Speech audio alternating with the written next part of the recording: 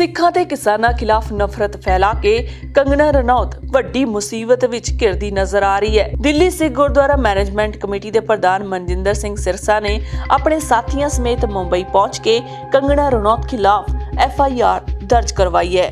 ਕੰਗਨਾ ਖਿਲਾਫ FIR ਖਾਰ police station 'ਚ ਦਰਜ ਹੋਈ ਹੈ। ਇਸ ਦੇ ਨਾਲ ਹੀ ਮਨਜਿੰਦਰ ਸਿੰਘ ਸਿਰਸਾ ਆਪਣੇ ਸਾਥੀਆਂ ਨਾਲ ਮੁੰਬਈ ਪੁਲਿਸ ਕਮਿਸ਼ਨਰ ਤੇ ਹੋਮ ਮਿਨਿਸਟਰ ਨਾਲ ਵੀ ਮੁਲਾਕਾਤ ਕਰਨਗੇ।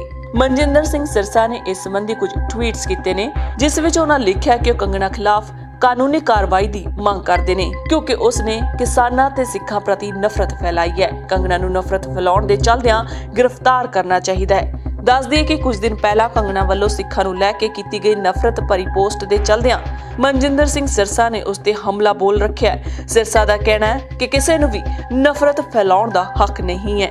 ਅਜਿਹੇ ਲੋਕਾਂ ਨੂੰ ਜੇਲ੍ਹ 'ਚ ਹੋਣਾ ਚਾਹੀਦਾ ਹੈ। ਉੱਥੇ ਕਈ मशहूर हस्तियां ने भी कंगना दी पोस्ट की निंदा की है। अभी हम दलीप वत्स्य पाटिल जी जो कि महाराष्ट्र के गृह मंत्री उनसे मिले। कंगना रनौत ने जो जहर फैला रखा उसको लेकर उन्होंने हमें अश्योर किया है कि जो बनती कार्रवाई है वो कंगना रनौत पर तुरंत की जाएगी। हमें पूरा विश्वास है महाराष्ट्र पुलिस मुकदमा भी दर्ज करेगी और जल्दी ही कंगना रनौत जो है वो जेल की सलाखों के पीछे होगी।